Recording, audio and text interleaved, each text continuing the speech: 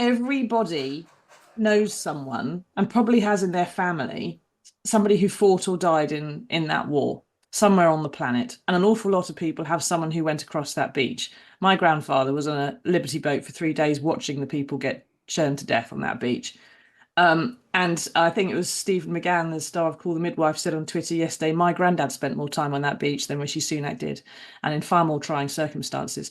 There is no way to insult more people at once than on D-Day with something like that.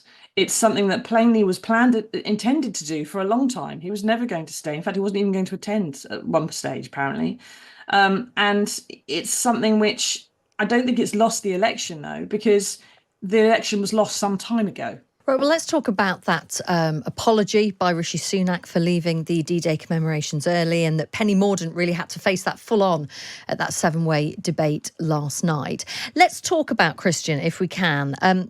This is widely seen as the worst mistake made so far during this general election campaign.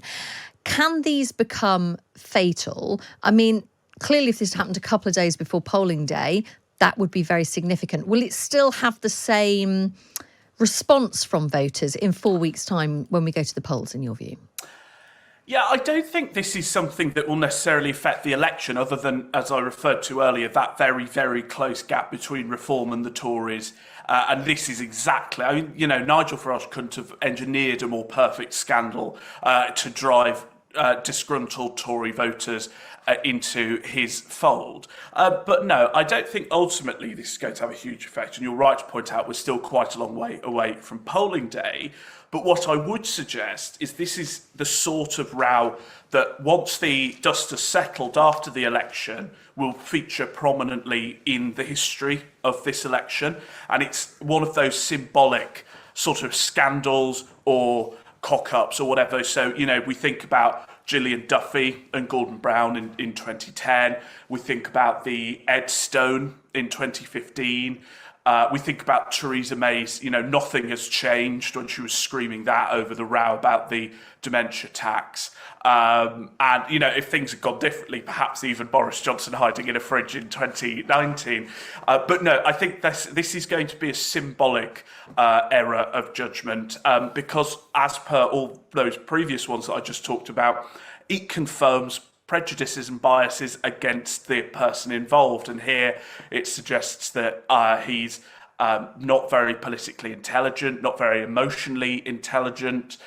He's got very poor political advice. Perhaps he isn't really very patriotic. That's certainly what Reform is arguing. So, yeah, I don't think it will move the dial too much.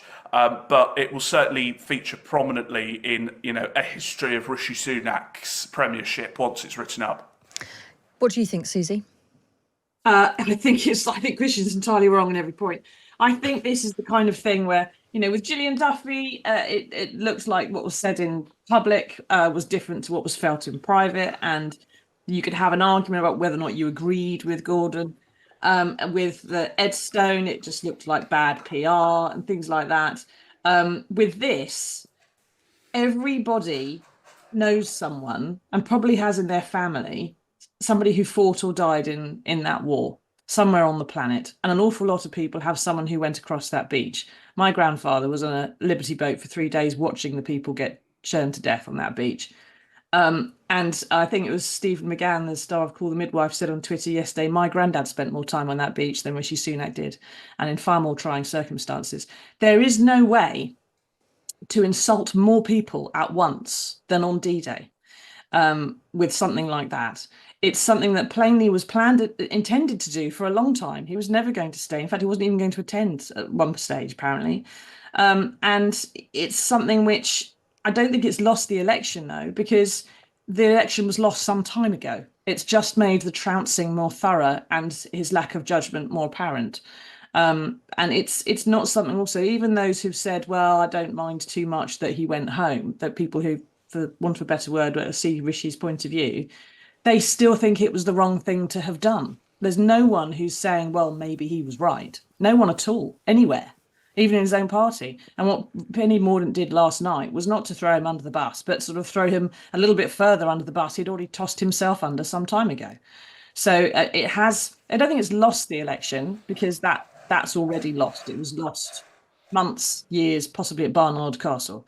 But I don't think it's going to be a minor thing, especially for a large chunk of Conservative voters, the over 55s, whose parents were the ones who are on that beach or watching their mates die on that beach. Susie and Christian, thank you both very much. Thank you. Good conversation this morning. We appreciate that very much. That is Daily Mirror columnist, the Fleet Street Fox, Susie Boniface, and there she goes. And Christian Calgie, the senior political correspondent for the Daily Express. Thank you both very much, Susie and Christian. And thank you for all of your messages. Gosh, there are loads and loads and loads this morning as you're hearing the conversation unfold. What have we got here? Alistair says, why do you read out the list of Clacton candidates as if you're obliged to? You don't do it for any other constituency. Ali, you may have just not heard it, because we do. It's not if we mention the candidates, if we mention the candidate in relation to the constituency. Yeah. So it's one of those things, you'll just have to get used to it for the next few weeks, because in the interest of fairness, it's election broadcasting rules and regulations, and so we're not going to fall foul of them. Thank you very much. Rob says, the biggest mistake which appears to be on the cards already will be handing the reins to Labour.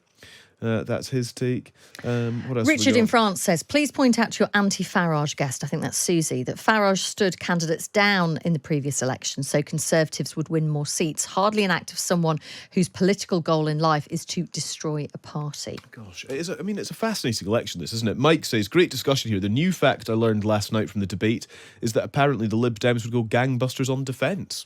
So that's something different for Mike, he says.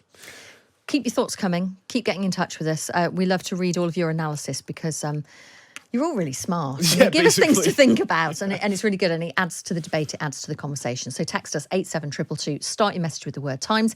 You can WhatsApp us 0333 003 2353. Toot toot, what's that? It's the Times Radio election bus, of course. We'll speak to Kate Borsay, who is aboard in Birmingham today before 10 o'clock, and we'll bring you the exclusive look at what's going to be in the Sunday Times tomorrow. You will not hear that anywhere else. We'll have the Sunday Times editor Ben Taylor with us.